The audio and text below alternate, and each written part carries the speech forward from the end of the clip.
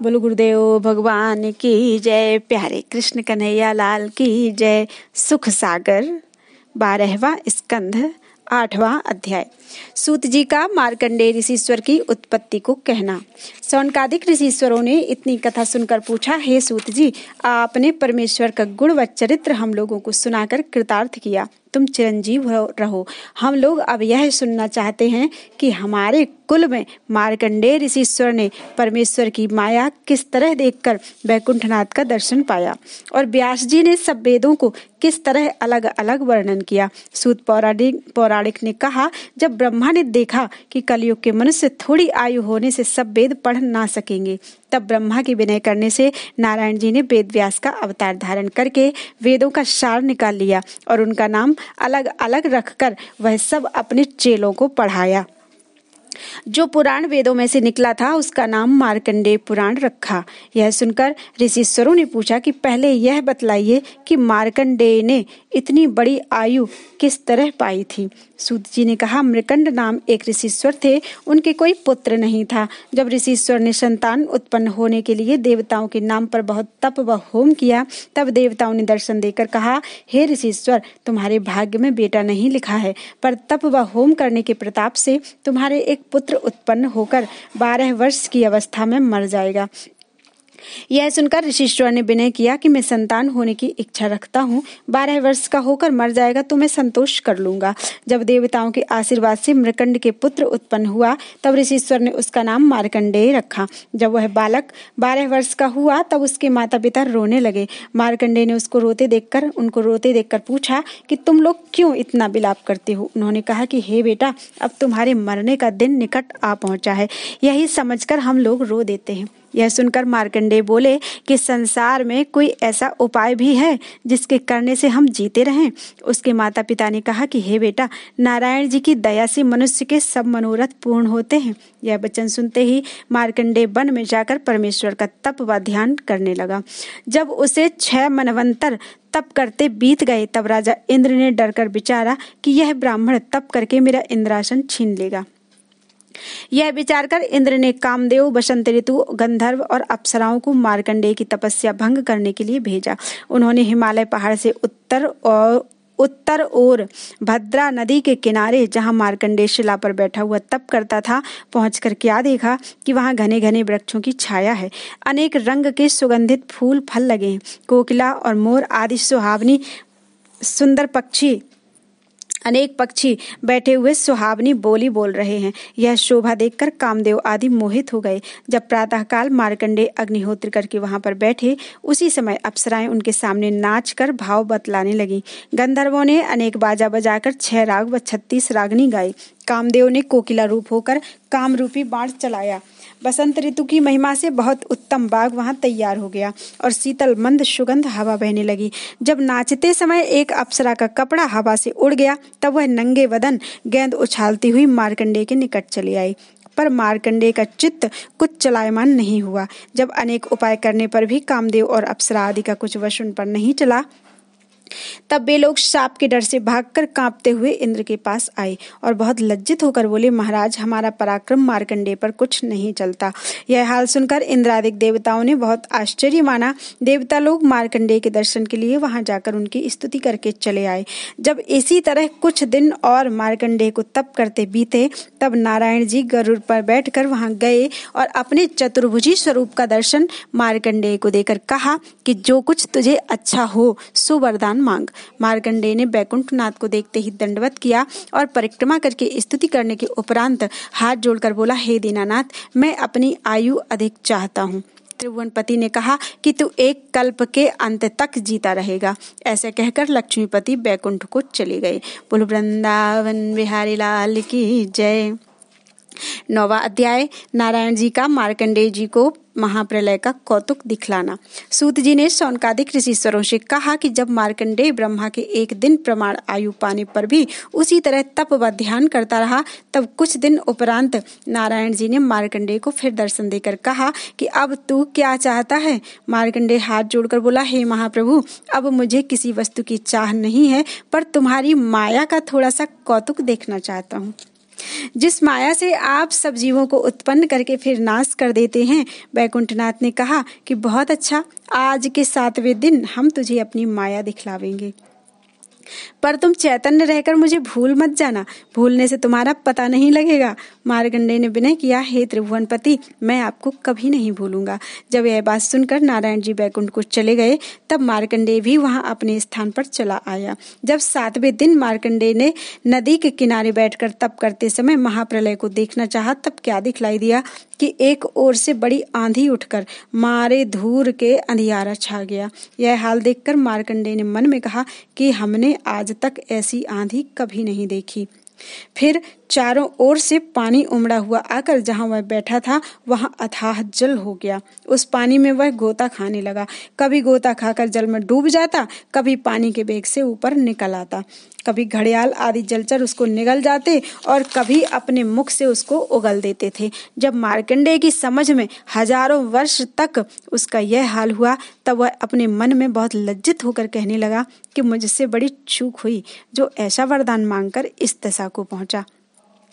अब परमेश्वर से यह चाहता हूँ कि नारायण जी दया करके मुझको इस पानी से जीता बाहर निकालें।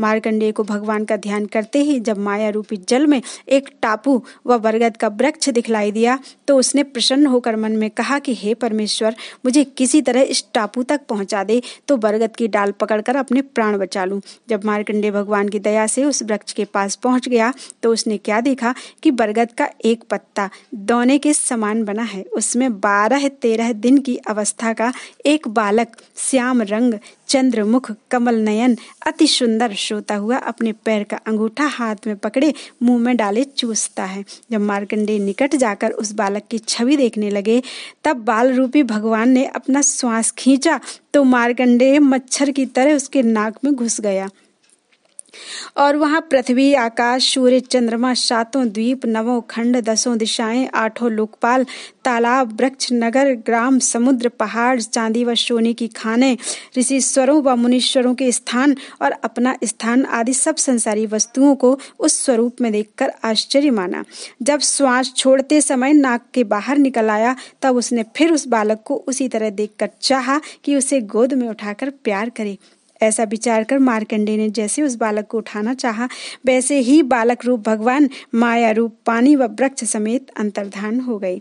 मार्कंडेय अपनी समझ में करोड़ों वर्ष तक माया का कौतुक देखकर जब चैतन्य हो गया, तब उसने अपने को ज्यों का त्यों नदी के किनारे बैठा पाया और विचारा तो 2 घड़ी से अधिक विलंब नहीं हुआ था।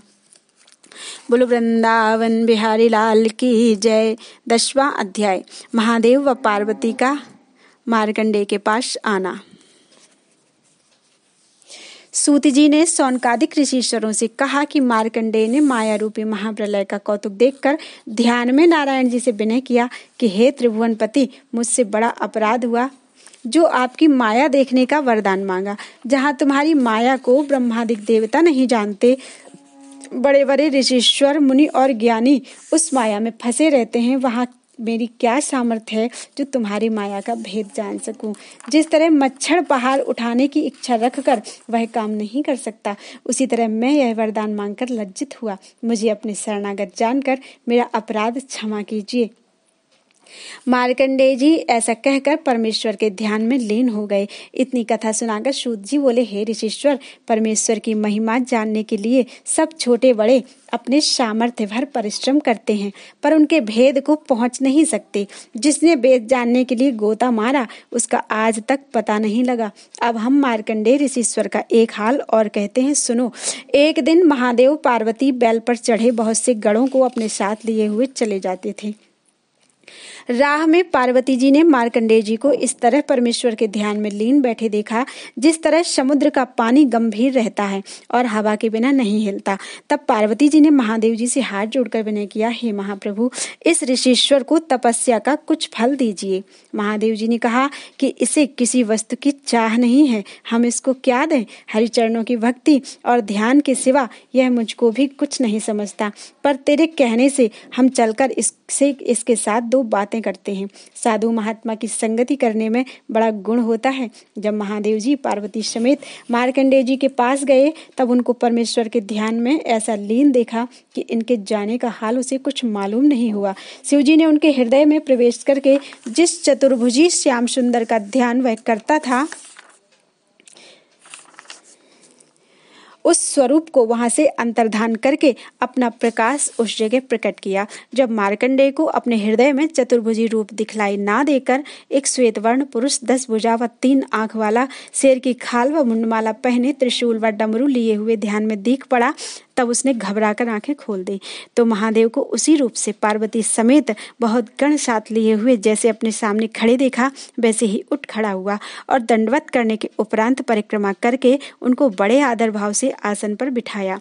विधि पूर्वक उनकी पूजा करके हाथ जोड़कर विनय किया, हे दीनानाथ, आप सब देवताओं के मालिक हैं, सब गुणों से भरे हैं। मैं ऐसी सामर्थ्य नहीं रखता जो तुम्हारी स्तुति कर सकूं।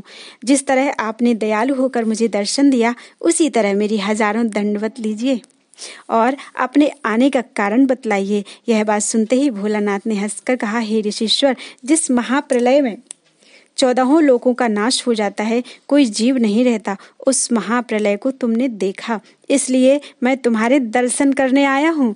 जितना ब्राह्मण, हरिभक्त और साधु मुझे प्यारे हैं, उतना मैं इंद्रादिक देवताओं से प्रीति नहीं रखता। जिस तरह मुझे अपना भक्त प्यारा मालूम होता है, उसी तरह नारायण जी के सेवकों को भी जानता हूँ। ज्ञानी मनुष्य को हमारे और विष्णु भगवान के बीच में कुछ भेद नहीं समझना चाहिए।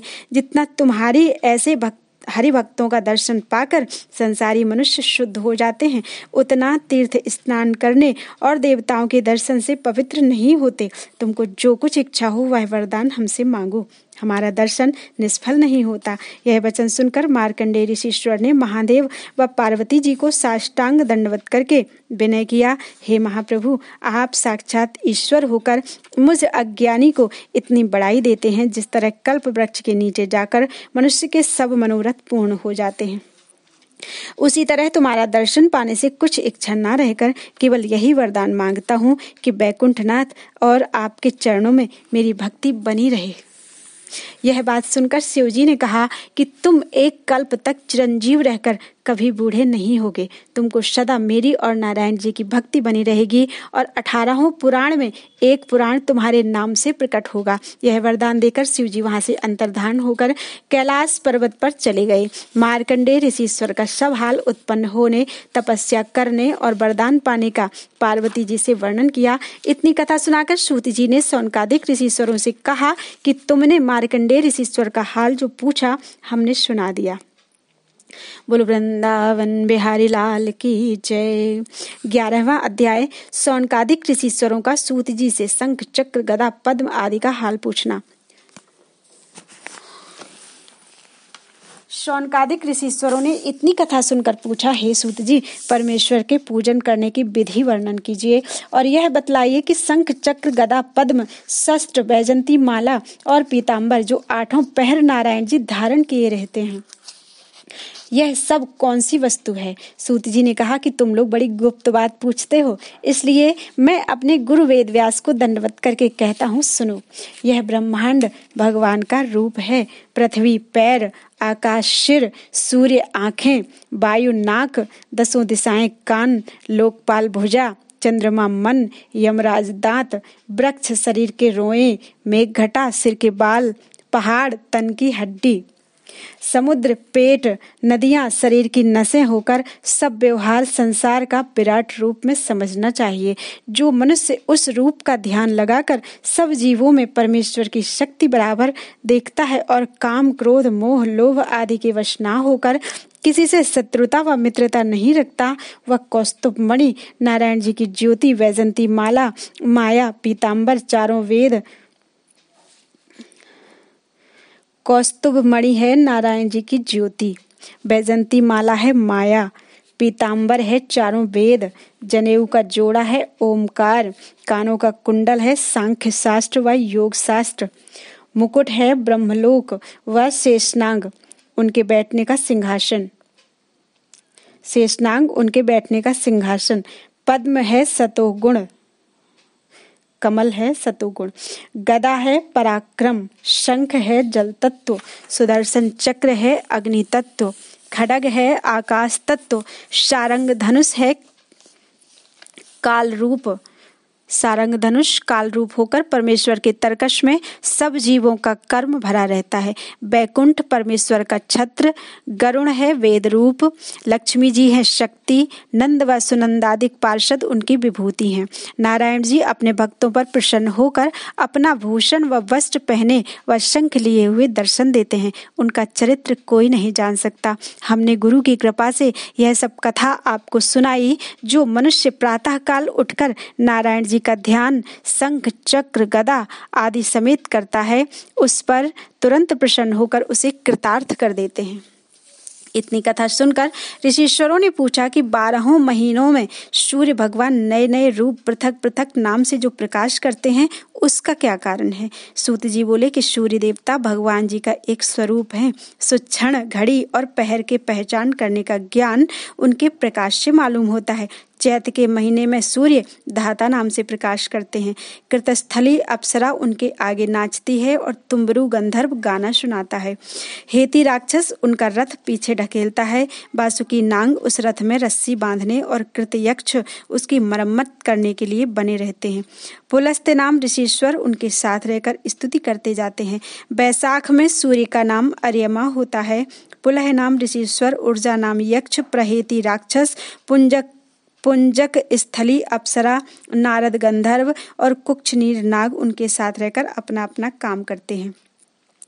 ज्येष्ठ में सूर्य का नाम मित्र होता है। अत्रि ऋषीश्वर, पौरुषेय राक्षस, तक्षक नाग, मेनका अप्सरा, हाहा गंधर्व और रथस्सु यक्ष उनके साथ रहते हैं। आषाढ़ में सूर्य का नाम वरुण होता है। वशिष्ठ ऋषीश्वर, रंभा अप्सरा, हुहु गंधर्व, सहजन्य यक्ष, सवज्ञ नाग, चित्रसेन राक्षस उनके साथ रहते हैं। सावन में सूर्य का नाम इंद्र होता है। विश्वावसु गंधर्व, परमलोचा अप्सरा, श्रोता यक्ष, वयनाम राक्षस उनके साथ रहते हैं। भादों में सूर्य का नाम विवस्वान नाम होता है। उग्रसेन गंधर्व, व्याघ्र नाम राक्षस, असारण यक्ष, भृगु ऋषीश्वर, निम्लोचा अप्सरा, शंख खाल नाग उनके साथ रहते हैं। क्वार में सूर्य का त्वष्टा नाम होता है। जमदग्नि ऋषीश्वर, कमल नाग, तिलोत्तमा अप्सरा, धृतराष्ट्र गंधर्व, बृहद्वती राक्षस, सत्यजित यक्ष उनके साथ रहते हैं। कार्तिक में सूर्य का विष्णु नाम होता है। अश्वतर नाग, रंभा अप्सरा, सुवर्चा गंधर्व, सत्यजित यक्ष, विश्वामित्र ऋषीश्वर, घृतापि राक्षस उनके साथ रहते हैं। अगहन में सूर्य का अंशुमान नाम होता है। कश्यप ऋषीश्वर, तार्क्ष यक्ष, ऋतुसेन गंधर्व, उर्वशी अप्सरा, विंदा छात्र राक्षस, महाशंख नाग उनके साथ रहते हैं। पूष में सूर्य का भग नाम होता है। सुवर्ष नाम राक्षस, अरिष्ट नेमी गंधर्व, परण यक्ष ऋषीश्वर, करकोटक नाग, पूर्वचित्ती अप्सरा उनके साथ रहते हैं। माघ में सूर्य का पुरुष नाम होता है। धनंजय नाग, बात नाम राक्षस, सुखेन गंधर्व, सुरुचि यक्ष, घृताक्ष अप्सरा, गौतम ऋषीश्वर उनके साथ रहते हैं। फागुन में सूर्य का नाम परजन्य होता है। कतु नाम यक्ष, सुवर्चा राक्षस, विश्व गंधर्व, ऐरावत नाम यक्ष, सेनजिता अप्सरा सूर्य के साथ रहकर अपना अपना काम करते हैं। इतनी कथा सुनाकर सूत जी ने कहा, हे ऋषीश्वर, जो मनुष्य प्रातः काल व संध्या समय सूर्य भगवान का स्मरण करके इन सब ऋषीश्वर आदि का नाम लेवे, वह अनेक जन्म के पापों से छूटकर परम गति को पाता है। बोलो वृंदावन बिहारी लाल की जय। 12वां अध्याय सूत जी का श्रीमद् भागवत की संपूर्ण कथा कहना। सूत जी ने शौनकादिक ऋषीश्वरों से कहा कि जो अमृत रूपी कथा श्रीमद् भागवत हमने आपको सुनाई, उसमें आदि से अंत तक सब लीला व चरित्र परमेश्वर का लिखा है। और पहले वेद व्यास जी व नारद का संवाद, फिर राजा परीक्षित की कथा, जिस तरह उनको श्रृंगी ऋषि ने शाप दिया था, फिर सुखदेव जी का राजा परीक्षित के पास आने का हाल, फिर नारद व ब्रह्मा जी से बातचीत, अवतारों की कथा, विदुर व उद्धव से भेंट, मैत्रेय जी का विदुर को मुख्य ज्ञान सुनाना, ब्रह्मांड की उत्पत्ति वर्णन करना, परमेश्वर का 12 अवतार धरकर हिरण्याक्ष को मारना, कपिल देव अवतार लेकर अपनी माता देवहूति को सांख्य ज्ञान सिखलाना, सती जी के तन त्याग करने, यज्ञ विध्वंस होने का हाल, राजा ध्रुव, पृथु, प्राचीन बर्हिष, पुरंजन और प्रियव्रत की कथा, सातवां द्वीप, सातों समुद्र, नवों खंड का हाल, वृत्तासुर दैत्य का मरना, नरसिंह अवतार लेना, प्रहलाद भक्त की रक्षा करना, गजेंद्र मोक्ष कथा, कच्छप अवतार, 14 रत्न निकालने और समुद्र मथने का हाल, राजा बलि व वामन अवतार की कथा, राजा पुरुरवा व उर्वशी अप्सरा का हाल, सूर्यवंशी, चंद्रवंशी, परशुराम, रामचंद्र अवतार, राजा दुष्यंत, रानी शकुंतला, राजा ययाति, देवयानी और यदु, जिनके वंश में श्याम सुंदर त्रिभुवनपति ने वसुदेव जी के घर अवतार धारण किया। श्याम सुंदर का गोकुल में जाना और अनेक लीला करके नंद व यशोदा आदि सब ब्रजवासियों को सुख देना। वह फिर मथुरा में आकर राजा कंस को मारना, जरासंध आदि से युद्ध करना, द्वारिकापुरी वसाना, रुक्मिणी आदि 8 पटरानियों के ब्याह का हाल, भौमासुर को मारकर 16,100 कन्या उनके यहाँ से लाकर विवाह करना, बड़े बड़े दैत्यों और अधर्मी राजाओं को मारना, कौरवों पांडवों से महाभारत करा के पृथ्वी का भार उतारना, 56 करोड़ यदुवंशियों का दुर्वासा ऋषिश्वर के शाप से नाश कराना और श्री कृष्ण जी का बैकुंठ में चले जाना। हे ऋषिश्वरों, हमने संपूर्ण कथा श्रीमद् भागवत, मार्कंडेय ऋषिश्वर का हाल और सूर्य भगवान की कथा तुम लोगों को सुना दी। संसारी मनुष्यों को उचित है कि जिह्वा से 8 पहर परमेश्वर का नाम लेकर कानों से उनकी कथा व लीला सुने।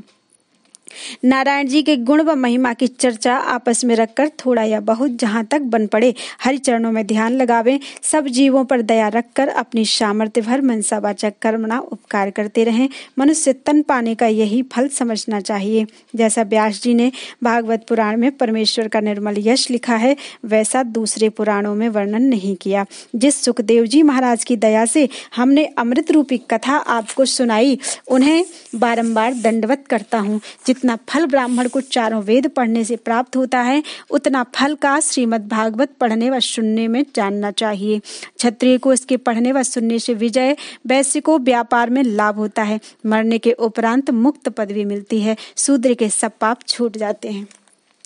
बोलो वृंदावन बिहारी लाल की जय। 13वां अध्याय, 18 पुराणों का हाल। सूत जी ने सौनकादिक ऋषिश्वरों से कहा कि जिन भगवान के चरणों का ध्यान ब्रह्मा, महादेव, इंद्र, 49 मरुदगण, कुबेर आदि देवता, ऋषिश्वर, योगी और मुनि अपने हृदय में रखकर दिन रात उनका स्मरण व भजन करते हैं और उनके आदि अंत को किसी ने नहीं पाया, उनको बारंबार नमस्कार करता हूँ। जिन्होंने देवताओं की रक्षा करने और अमृतादिक 14 रत्न के निकालने के लिए कच्छप रूप धारण किया था, उनको मेरी हजारों दंडवत पहुंचे। हे ऋषिश्वरों, 18 पुराण में जितने जितने श्लोक हैं उनके हाल सुनो। ब्रह्म पुराण में 10,000, पद्म पुराण में 55,000, विष्णु पुराण में 30,000, शिव पुराण में 24,000, श्रीमद् भागवत पुराण में 18,000, नारद पुराण में 25,000, मार्कंडेय पुराण में 9,000, अग्नि पुराण में 15,400, भविष्य पुराण में 14,500,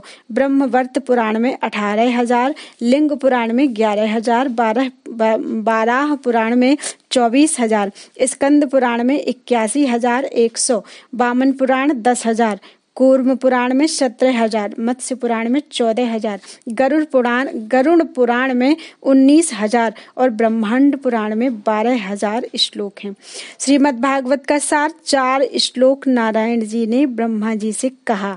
ब्रह्मा जी ने उसका हाल नारद से बतलाया। नारद ने व्यास जी को उपदेश किया और वेद व्यास जी ने 18,000 श्लोकों में यह सब हाल विस्तार पूर्वक लिखकर उसका नाम भागवत पुराण रखा। इस पुराण के आदि, मध्य और अंत में नारायण जी का सब चरित्र वर्णन किया है। जो लोग इस पुराण को भादों सुदी पूर्णमासी के दिन सुनहले सिंहासन पर धरकर वेद व पुराण जानने वाले ब्राह्मणों को दान करते हैं, उनको परम पद मिलता है। श्रीमद् भागवत महापुराण 17 पुराणों से उत्तम है। चारों वेदों का सार इसमें लिखा है। जिस तरह नदियों में गंगा, देवताओं में नारायण और तपस्या करने वालों में महादेव जी बड़े हैं, उसी तरह सब पुराणों में भागवत महापुराण उत्तम है। इस पुराण के पढ़ने व सुनने से हमारी व तुम्हारी दोनों की गति हो जाएगी। जिनके नाम लेने और दंडवत करने से सब पाप और दुख छूट जाते हैं, उन परमेश्वर वेदव्यास और सुखदेव जी महाराज को दंडवत करता हूँ। जिस तरह देवता लोग स्वर्ग में रहकर अमृत पीने से नहीं मरते, उसी तरह संसार में जो लोग अमृत रूपी भागवत पुराण को सच्चे मन से पढ़ व सुनकर उस पर विश्वास रखेंगे, उनको संसार में रोग आदि का दुख न होगा, भूत प्रेत आदि का भय छूट जाएगा और अशुभ ग्रहों का फल नहीं व्यापेगा। चूहा मल सुत बिमल मति गज्जन लाल कुमार, गौ ब्राह्मण हरिचरण रत माखन लाल उदार, बिरचो माखन लाल श्रीमद भाषा भागवत, सुनत कटे भौजाल अंत समय हरिपुर वश, जे जन परम सुजान भूली ले सुधारि मन, बाल बुद्धि अज्ञान वेद शास्त्र जानो नहीं। इति श्री क्षत्रिय वंशावतंस काशीवासी श्री कृष्णदास मक्खन लाल कृत श्रीमद्भागवत भाषा सुख सागरे 12 स्कंधः समाप्तः। शुभम भूयात्। श्री कृष्णाय नमः। बोलो वृंदावन बिहारी लाल की जय। भागवत महापुराण यानी सुख सागर आज पूरा हो गया। बोलो वृंदावन बिहारी लाल की जय।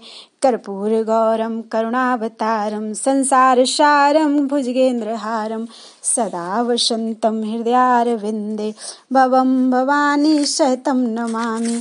त्वमेव माता च पिता त्वमेव बन्धुश्च सखा त्वमेव विद्या द्रविणं त्वमेव सर्वं मम देव।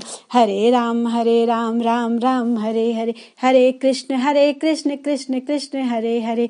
कथा विसर्जन होत है, सुनो वीर हनुमान, जो जन आए जहाँ से तहाँ करो प्रस्थान। सियावर रामचंद्र की जय, उमापति महादेव की जय, वृंदावन कृष्ण चंद्र की जय, गोस्वामी तुलसीदास की जय।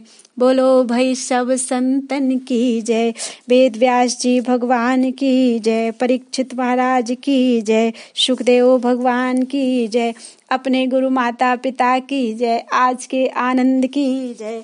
जय जय श्री सीताराम, जय जय श्री राधे श्याम, हर हर महादेव। त्वदीयं वस्तु गोविंदं तुभ्यमेव समर्पितम्।